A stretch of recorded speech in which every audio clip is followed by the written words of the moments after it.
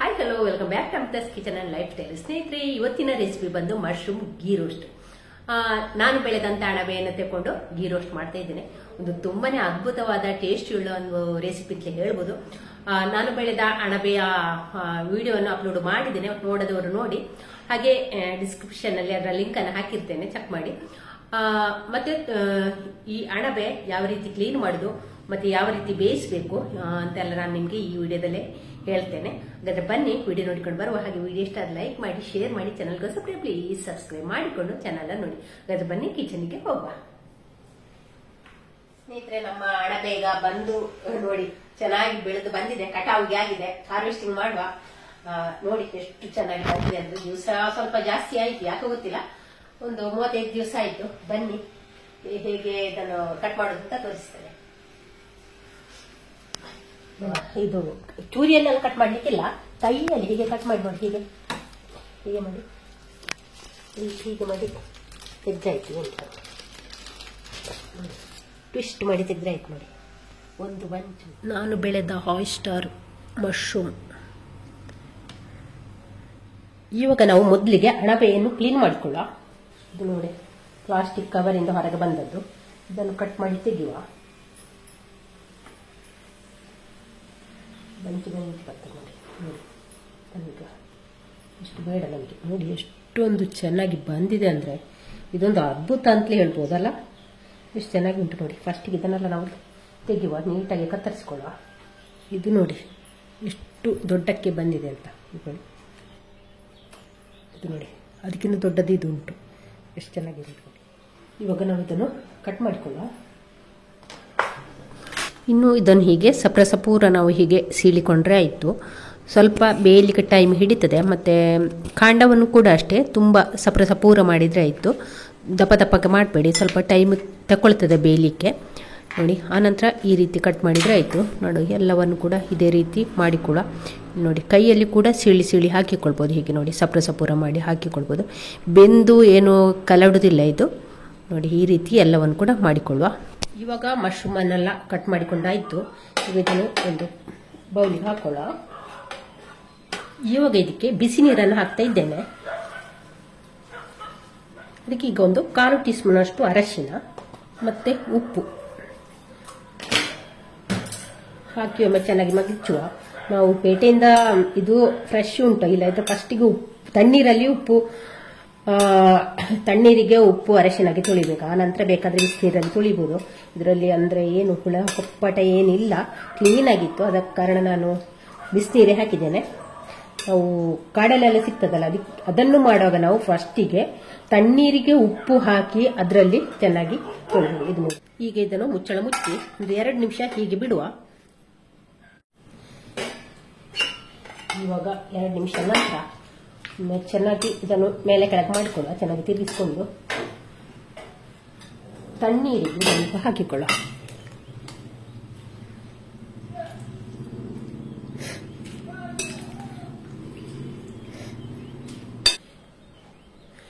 ತಣ್ಣೀರಿಗೆ ಹಾಕಿದ್ದನ್ನು ಒಮ್ಮೆ ಚೆನ್ನಾಗಿ ತೊಳಿಬೇಕು. ತೊಳೆದ ನಂತರ ನೀರನ್ನೆಲ್ಲ ಹಿಂಡಿ ತೆಗೆಯುವ. ನಾನೀಗ ಸ್ಟ್ರೈನರಿಗೆ ಹಾಕ್ತಿದ್ದೇನೆ. ನೀರು ಪೂರ್ತಿ ಹಿಂಡಿ ಹೋಗಿ ಇದು.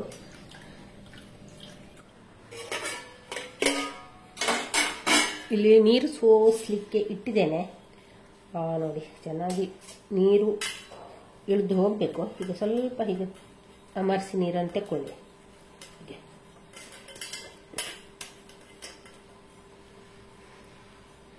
ಇಲ್ಲಿ ಇವಾಗ ಸ್ವಲ್ಪ ಉಪ್ಪು ಹಾಕ್ತಾ ಇದ್ದೇನೆ. ನಾವು ಉಪ್ಪು ಹಾಕಿ ಬೇಯಿಸಿಕೊಂಡಿದ್ದೇವೆ ಸ್ವಲ್ಪ, ಅದು ಕೂಡ ಒಂದು ಸ್ವಲ್ಪ ಉಪ್ಪು ಹಾಕಿದ್ದೇನೆ.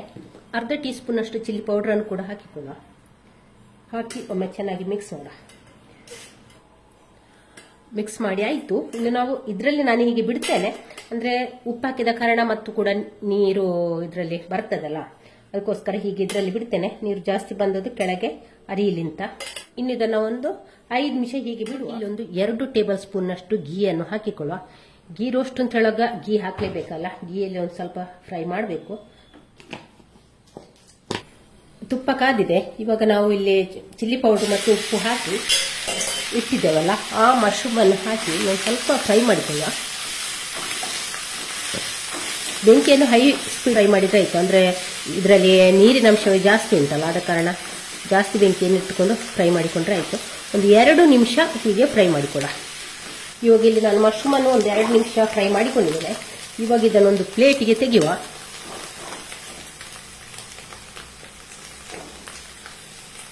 ನೋಡಿ ಈ ರೀತಿಯಾಗಿದೆ. ಇದನ್ನೀಗ ಸೈಡ್ಗೆ ಇಟ್ಟುಕೊಳ್ಳುವ. ಇವಾಗ ಅದೇ ಬಾಣಲೆಗೆ ಕೊಬ್ಬರಿ ಎಣ್ಣೆಯನ್ನು ಹಾಕ್ತಿದ್ದೇನೆ. ಒಂದು ಟೇಬಲ್ ಸ್ಪೂನ್ನಷ್ಟು ಸಾಕು. ಅದಕ್ಕೆ ಈಗ ಕಟ್ ಮಾಡಿ ಇಟ್ಟುಕೊಂಡಂತ 2 ಈರುಳ್ಳಿಯನ್ನು ಕೂಡ ಸೇರಿಸ್ತಾ ಇದ್ದೇನೆ. ಒಮ್ಮೆ ಈರುಳ್ಳಿ ಒಂದು ಸ್ವಲ್ಪ ಕೆಂಪಗಾಗುವ ತನಕ ಹುರ್ಕೊಳ್ಬೇಕು. ಇವಾಗ ಅದಕ್ಕೆ ಕಟ್ ಮಾಡಿ ಇಟ್ಟುಕೊಂಡ 2 ಕಾಯಿ ಮೆಣಸು, ಕ್ರಶ್ ಮಾಡಿಕೊಂಡಂತ ಶುಂಠಿ ಬೆಳ್ಳುಳ್ಳಿ ಪೇಸ್ಟ್ ಕೂಡ ಹಾಕ್ಬೋದು. ಒಮ್ಮೆ ಇದನ್ನು ಫ್ರೈ ಮಾಡಿಕೊಳ್ಳ. ಈರುಳ್ಳಿ ಒಂದು ಸ್ವಲ್ಪ ಬೇಗ ಫ್ರೈ ಆಗ್ಲಿಕ್ಕೆ ಒಂದು ಸ್ವಲ್ಪ ಉಪ್ಪನ್ನು ಕೂಡ ಸೇರಿಸ್ತಾ ಇದ್ದೇನೆ. ಇವಾಗ ಇದಕ್ಕೆ ಕಟ್ ಮಾಡಿ ಇಟ್ಟುಕೊಂಡಂತ ಟೊಮೆಟೊ, 1 ಟೊಮೆಟೊವನ್ನು ಕೂಡ ಹಾಕಿಕೊಂಡು, ಟೊಮೆಟೊ ಪೂರ್ತಿ ಮೆತ್ತಗಾಗಬೇಕು, ಆ ತನಕ ಇಲ್ಲಿ ನಾವು ಫ್ರೈ ಮಾಡಿಕೊಂಡ್ರೆ ಆಯಿತು. ಇವಾಗ ಮುಚ್ಚಳ ಮುಚ್ಚಿ ಒಂದು ಸ್ವಲ್ಪ ಹೊತ್ತು ಬೇಯಲಿಕ್ಕೆ ಬಿಡುವ. ಇವಾಗ ನೋಡಿ ಟೊಮೆಟೊ ಮೆತ್ತಗೆ ಆಗಿದೆ ನೋಡಿ. ಈಗ ನಾನು ಇದಕ್ಕೆ 1 ಟೀ ಸ್ಪೂನ್ನಷ್ಟು ಚಿಕನ್ ಮಸಾಲ ಪೌಡ್ರನ್ನು ಹಾಕ್ತಾ ಇದ್ದೇನೆ. ನೋಡಿ ಇದು ಚಿಕನ್ ಮಸಾಲ ಪೌಡ್ರ್. ಇದನ್ನು ಯಾವುದೋ ಬೇರೆ ಅಡಿಗೆಗೆಲ್ಲ ಸೇರಿಸಿಕೊಂಡ್ರೆ ಉಂಟಲ್ಲ ಒಳ್ಳೇದಾಗ್ತದೆ. ನೀವು ಎಗ್ ಮಸಾಲೆ ಇರ್ಬೋದು ಅಥವಾ ಕಾಲಿಫ್ಲವರ್ ಇರ್ಬೋದು, ಇದಕ್ಕೆಲ್ಲ ಸೇರಿಸಿಕೊಂಡು ಇದನ್ನು ಸೇರಿಸಿ ಮಾಡಿದ್ರೆ ಉಂಟಲ್ಲ ಟೇಸ್ಟ್ ಒಳ್ಳೇದಾಗ್ತದೆ. ಹಾಗೆ 1/4 ಟೀ ಸ್ಪೂನ್ನಷ್ಟು ಗರಂ ಮಸಾಲ ಕೂಡ ಹಾಕ್ತಾ ಇದ್ದೇನೆ. ಒಂದು ಅರ್ಧ ಟೀ ಸ್ಪೂನ್ನಷ್ಟು ಧನಿಯಾ ಪೌಡ್ರು, ಕೊತ್ತಂಬರಿ ಪೌಡ್ರು, 1/4 ಟೀ ಸ್ಪೂನ್ನಷ್ಟು ಜೀರಿಗೆ, 1 ಟೀ ಸ್ಪೂನ್ನಷ್ಟು ರೆಡ್ ಚಿಲ್ಲಿ ಪೌಡ್ರು. ಒಮ್ಮೆ ಹಾಕಿ ಚೆನ್ನಾಗಿ ಮಿಕ್ಸ್ ಮಾಡುವ. ಚೂರು ಅರಶಿನ, 1/4 ಟೀ ಸ್ಪೂನ್ನಷ್ಟು ಅರಶಿನ. ಇದಕ್ಕೆ ಕಟ್ ಮಾಡಿ ಇಟ್ಕೊಂಡ ಬೇವು ಸೊಪ್ಪನ್ನು ಕೂಡ ಹಾಕ್ತಾ ಇದ್ದೇನೆ. ಒಮ್ಮೆ ಚೆನ್ನಾಗಿ ಮಿಕ್ಸ್ ಮಾಡುವ. ಇವಾಗ ಇದಕ್ಕೆ 1 ಲೋಟದಷ್ಟು ನೀರನ್ನು ಹಾಕ್ತಾ ಇದ್ದೇನೆ. ಸಣ್ಣ ಲೋಟದಲ್ಲಿ 1 ಲೋಟದಷ್ಟು. ಒಮ್ಮೆ ಚೆನ್ನಾಗಿ ಮಿಕ್ಸ್ ಆಗಲಿ. ಇದೆಲ್ಲ ಕೂಡ ಒಂದಕ್ಕೊಂದು ಬೆರಿಬೇಕು. ಇಲ್ಲಿ ಉಪ್ಪು ಒಂದು ಸ್ವಲ್ಪ ಕಡಿಮೆ ಉಂಟು, ಹಾಕ್ತಾ ಇದ್ದೇನೆ. ಇಲ್ಲಿ 1/4 ಟೀ ಸ್ಪೂನ್ನಷ್ಟು ಹುಳಿ ಹಾಕ್ತಾ ಇದ್ದೇನೆ. ಹುಳಿ ಇಲ್ಲದಿದ್ರೆ ಹುಣಸೆ ರಸ ಕೂಡ ಹಾಕಿದ್ರೆ ಆಗ್ತದೆ. ಟೊಮೆಟೊ ಹಾಕಿದ್ರು ಒಂದು ಸ್ವಲ್ಪ ಹುಳಿ ಹಾಕಬೇಕು, ಆವಾಗ ಟೇಸ್ಟ್ ಕೂಡ ಚೆನ್ನಾಗಿರ್ತದೆ. ನೋಡಿ ಚೆನ್ನಾಗಿ ಕುದೀತಾ ಉಂಟು. ಹಾಗೆ ಎಣ್ಣೆ ಕೂಡ ಸೈಡಿಂದ ಬಿಡ್ತಾ ಉಂಟು. ಇವಾಗ ನಾವು ಫ್ರೈ ಮಾಡಿಟ್ಕೊಂಡಂತ ಮಶ್ರೂಮ್ ಅನ್ನು ಇದಕ್ಕೆ ಸೇರಿಸಿಕೊಳ್ಳುವ. ಸೇರಿಸಿ ಒಂದು ಒಳ್ಳೆ ಮಿಕ್ಸ್ ಕೊಡೋದು. ಚೆನ್ನಾಗಿ ಮಿಕ್ಸ್ ಮಾಡೋದು, ಒಂದಕ್ಕೊಂದು ಬೆರೆಯುವ ಹಾಗೆ. ಬೆಂಕಿಯನ್ನು ಇವಾಗ ಸಿಮ್ಮಲ್ಲಿ ಇಟ್ಕೊಳ್ಳುವ. ಜಾಸ್ತಿ ಟೊಮೆಟೊ ಈರುಳ್ಳಿ ಎಲ್ಲ ಹಾಕ್ಲಿಕ್ಕೆ ಹೋಗ್ಬೇಡಿ, ಅಂದ್ರೆ ಜಾಸ್ತಿ ಒಂದು ಸ್ವಲ್ಪ ಸ್ವೀಟ್ ಅನಿಸ್ತದೆ. ಸ್ವಲ್ಪ ಅಣಬೆ ಕೂಡ ಸ್ವಲ್ಪ ಸ್ವೀಟ್ ಅಲ್ಲ, ಈಗ ಜಾಸ್ತಿ ಈರುಳ್ಳಿ ಟೊಮೆಟೊ ಹಾಕೋದು ಬೇಡ. ನೋಡಿ ಈ ಎಲೆ ಯಾರಿಗಾದ್ರೂ ಗೊತ್ತಿದ್ರೆ ಕಮೆಂಟಲ್ಲಿ ಹೇಳಿ. ಕೊತ್ತಂಬರಿ ಸೊಪ್ಪಿನ ಬದಲಿಗೆ ಇದನ್ನು ಹಾಕ್ತಾರೆ. ಕೊತ್ತಂಬರಿ ಸೊಪ್ಪಿನ ಹಾಗೆ ಪರಿಮಳ ಉಂಟು. ಇದು ಒಂದು ಬುಡ ನೆಟ್ರೆ ಉಂಟಲ್ಲ ಎಷ್ಟು ಸಾಕ್ತದೆ. ಇದರ ಹೂವು ಹೋಗಿ ಬೀಜ ಎಲ್ಲ ಆಗಿ ತುಂಬಾ ಗಿಡ ಆಗ್ತದೆ. ಸುಲಭವಾಗಿ ಬೆಳೀತದೆ, ತೋಟದಲ್ಲೆಲ್ಲ ಬೆಳೀತದೆ. ಈಗ ನಾನು ಇದು ಅಮ್ಮನ ಮನೆ ಅಂತಂದದಲ್ಲಿ ಎಷ್ಟು ತೋಟದಲ್ಲಿ ಫುಲ್ ಇದೆ, ಒಳ್ಳೇದಾಗ್ತದೆ. ನಮಗೆ ಅರ್ಜೆಂಟಿಗೆ ಕೊತ್ತಂಬರಿ ಸೊಪ್ಪು ಅಲ್ಲ ಇಲ್ಲದಿದ್ರೆ ಹಾಕಿದ್ರೆ ಒಳ್ಳೇದಾಗ್ತದೆ. ನಾನು ಹೀಗೆ ಇಡೀ ಹಾಕ್ತೇನೆ, ಮತ್ತೆ ಸೈಡ್ಗೆ ಇಟ್ಕೊಳ್ಬೋದಲ್ಲ. ಹಾಗೆ ಒಳ್ಳೆ ಮಾಂಸದ ಒಂದು ಪರಿಮಳ ಬರ್ತದೆ ಇದು ಹಾಕಿದ್ರೆ. ನಾನು ಇದನ್ನು ಮಶ್ರೂಮನ್ನು ಮುಚ್ಚಳ ಮುಚ್ಚಿ ಒಂದು 10-15 ನಿಮಿಷ ಬೇಯಿಸಿಕೊಂಡಿದ್ದೇನೆ. ಒಂದು 2ರಿಂದ 3 ನಿಮಿಷ ತುಪ್ಪದಲ್ಲಿ ಫ್ರೈ ಮಾಡಿಕೊಂಡಿದ್ದೇನೆ. ಒಂದು ಸ್ವಲ್ಪ ಟೈಮ್ ತಗೊಳ್ತದೆ, ಒಂದು 25 ನಿಮಿಷ ನಮಗೆ ಬೇಕಾಗ್ತದೆ ಇದನ್ನು ಬೇಯಿಸಲಿಕ್ಕೆ. ಸ್ವಲ್ಪ ಗಟ್ಟಿ ಇರ್ತದೆ ಇದು. ಹಾಗಾಗಿ ತುಂಬಾ ಅದ್ಭುತವಾದ ಒಂದು ರುಚಿ ಅಂತಲೇ ಹೇಳ್ಬೋದು. ಇದಕ್ಕೆ ಟೇಸ್ಟ್ ಅಂತೂ ಸಖತ್ತಾಗಿದೆ. ನೀವು ಕೂಡ ಒಂದ್ಸಲ ಟ್ರೈ ಮಾಡಿ. ಹಾಗೆ ವಿಡಿಯೋ ಇಷ್ಟ ಆದರೆ ಲೈಕ್ ಮಾಡಿ, ಶೇರ್ ಮಾಡಿ, ಚಾನಲ್ಗೆ ಪ್ಲೀಸ್ ಸಬ್ಸ್ಕ್ರೈಬ್ ಮಾಡಿಕೊಂಡು ಚಾನಲನ್ನು ನೋಡಿ.